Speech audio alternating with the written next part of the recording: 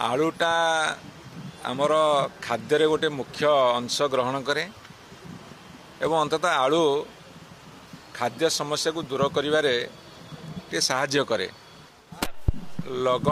लगाण वर्षा जोगु पनीपरिया सहजरे मिलूनी एवं पनीपरियार सबुज पनीपरियार दाम बहुत चढ़ा दर हो जाइए। आलूर दर अहेतुक वृद्धि जनसाधारण को बाधुची ताठू बेसी बाधुची विभागीय मंत्रींकर सबुदिन भिन्न भिन्न प्रकार स्टेटमेंट से कौ सूत्र सब खबर पाँच। तेणु राति जब जड़े शोईकी स्वप्न देखो सका उठिक मंतव्य दब एवं निजर जो कथा से पारुना ताठू कहीं केतुण अधिका होची मंत्रींकर विभिन्न प्रकार स्टेटमेंट बा मंतव्य एवं भिन्न भिन्न मंतव्य सेटा जनसाधारण को पूरा एकदम गोटे कन्फ्यूजन पकई द्वंद्व भितर पकई।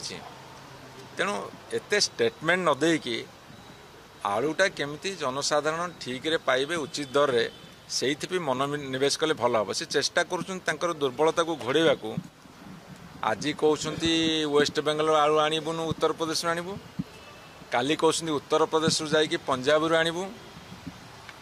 सी आलूर दरदाम बढ़िया जंत्रणा जी अधिका एवं से भावुं कि गोटे कहले लोक भुआ बुले हम सेटा को लुचेवा को जाकि से अनेक कथा कहीकि निजको एक्सपोज कर सरकार को एक्सपोज कर आलू जनित जंत्रणा को आहरी बढ़ाऊँ। से कहवापी जी उत्साहित अच्छे दर को कमेवापी ताठू बेसी निरुत्साहित अच्छा। तेणुक शुणु सी कौ सूत्र खबर पाइले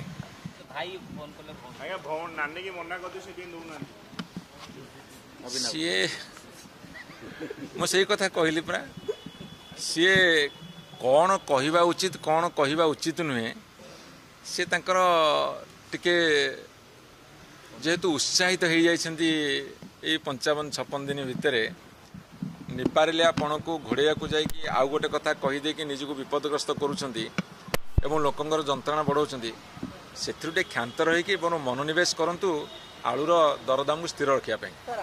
एही भली वीडियो देखिबा पाई आम चैनल को लाइक शेयर सब्सक्राइब करंतु। Bureau report Odia news.